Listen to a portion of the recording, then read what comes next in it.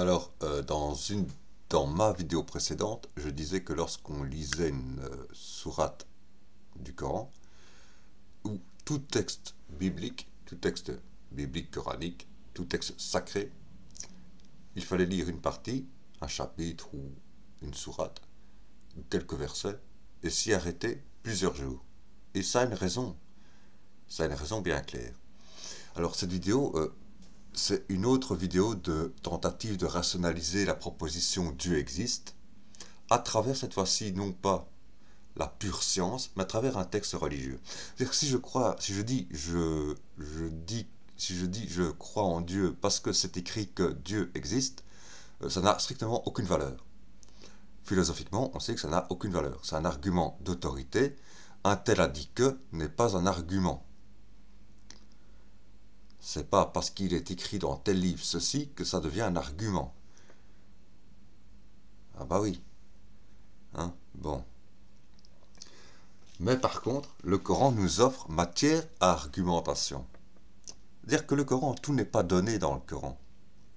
Contrairement au judéo-christianisme. Dans le judéo-christianisme, je suis obligé de m'arrêter à dire je crois en Dieu parce qu'il est écrit qu'il existe. Et pourquoi je crois en un seul Dieu? Parce que c'est une loi qui se trouve dans la Bible. C'est une loi non argumentée.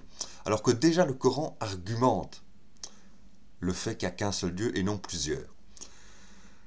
Je vais passer sur cette argumentation, c'est pas celle-là qui m'intéresse. Ce qui m'intéresse, c'est argumenter le fait que Dieu puisse exister, qu'il y ait une possibilité que Dieu existe, par rapport à ceux qui ne penseraient pas que Dieu existe, par exemple. Le Coran y invite à le faire. C'est que le Coran ne donne pas d'argument pour le fait que Dieu existe, mais il offre la possibilité d'en avoir.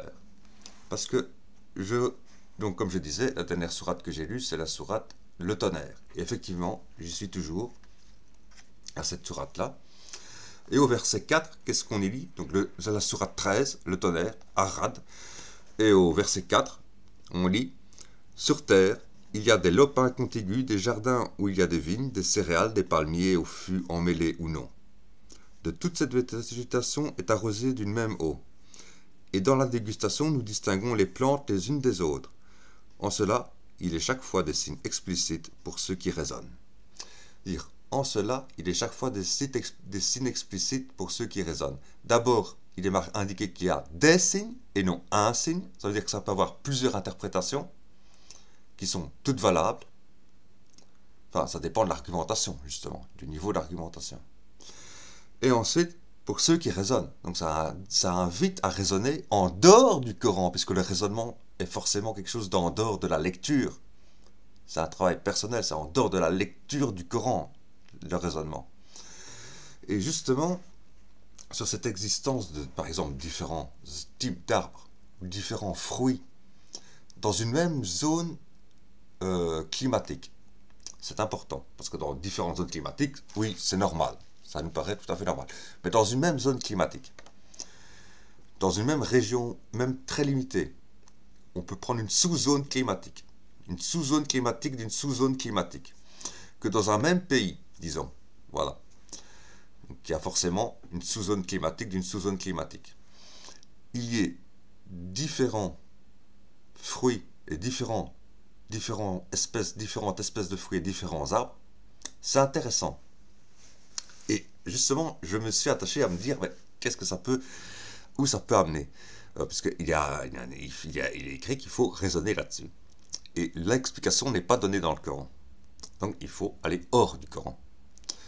Et à l'heure actuelle, nous vivons dans un monde rationaliste, et c'est heureusement, dirais-je, parce que c'est grâce à ce monde rationaliste que nous pouvons en arriver à la réflexion suivante. Si l'univers a été créé par des lois mathématiques, c'est-à-dire de manière totalement normale, naturelle, sans intervention extérieure, purement par des lois mathématiques régies par les lois qui régissent la physique, la chimie, etc., les lois mathématiques. On sait qu'en mathématiques, on le sait maintenant, ça a été expliqué maintes fois, que ce soit par la théorie de l'épée d'Occam, ou rasoir d'Occam, ou que ce soit d'autres manières, on sait qu'en mathématiques, les mathématiques ne passent jamais par des étapes inutiles, ni ne créent quelque chose d'inutile. Or, pour que la nature subsiste en un endroit donné et se perpétue, une seule espèce de fruit et un seul type d'arbre suffisent largement. Or, il y a plusieurs espèces de fruits et plusieurs types d'arbres dans une même zone géographique et dans une même zone climatique, comme en Amazonie, par exemple. L'Amazonie, c'est le plus bel exemple. Hein, voilà, c'est une foison, c'est la profusion, finalement. Et cette profusion nous fait dire quoi? Que donc il y a de l'inutile dans la nature. Or, les mathématiques ne produisent jamais rien d'inutile. Donc, l'univers n'obéit pas à des lois mathématiques. Première chose, elle n'obéit pas à des lois mathématiques. À quelles lois obéissent-elles donc, cet univers? S'il n'obéit pas à des lois mathématiques, puisque les lois mathématiques ne produiraient jamais rien d'inutile. Eh bien, on remarque que plus une espèce animale, et classons-y l'homme, puisque selon les athées, l'homme n'est qu'une espèce animale. Eh bien, plus une espèce animale est développée, intellectuellement parlant, plus elle produit des choses inutiles. Donc ça nous indiquerait que l'univers a été créé par quelque chose, un être intelligent, que nous nommons en général Dieu. Voilà, tout simplement. Et donc c'est pour montrer qu'un vrai musulman ne peut pas dire « je me contente du texte et rien que du texte », il doit, à partir du texte, aborder différentes matières, et notamment le raisonnement, la philosophie, etc. C'est ce qui s'est passé en Andalousie musulmane. C'est pour ça qu'on parle de l'Andalousie musulmane avec un aussi grand respect, et que moi-même j'ai un aussi grand respect pour cette période, et qu'on remarque qu'il y a eu un net recul depuis. Parce que, voilà, il y a des gens qui ne voient dans le Coran qu'un livre législatif, ce qu'il n'est pas. Il n'est pas que ça. Il y a ça, mais il n'y a pas que ça. Et il n'y a pas toute la vérité dans le Coran, il faut la chercher par soi-même, et c'est écrit, le Coran nous invite à raisonner, et ne donne pas de réponse, Il cite cela, cet exemple des différents fruits et différents arbres, sans donner l'explication par après. Si vous lisez la sourate Le Tonnerre, la sourate 13, vous verrez aucune explication à ce verset. Il ne donne pas d'explication, il dit « ceux qui savent raisonner trouveront ». Voilà. Donc, je crois que, effectivement, et voilà, donc c'était pour parler de la preuve de l'existence de Dieu, pour prouver maintenant un dogme plutôt qu'un autre, c'est-à-dire que telle règle est plus valable que telle autre règle. Effectivement, là, je rejoins parfaitement ce qu'a dit l'intervenant, le commentateur de ma vidéo précédente, je crois que c'était le premier commentateur, qui disait que oui, il faut laisser la place aux savants.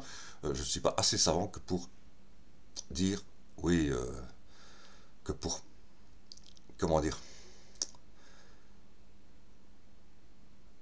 enfin, spécifier de quel Dieu il s'agit, de quelle loi il veut vraiment nous faire, à quelle loi il veut vraiment nous faire obéir et tout ça, il faut vraiment aller chercher plus loin. Là, je ne suis pas capable, je n'ai pas fait d'études de théologie, donc voilà.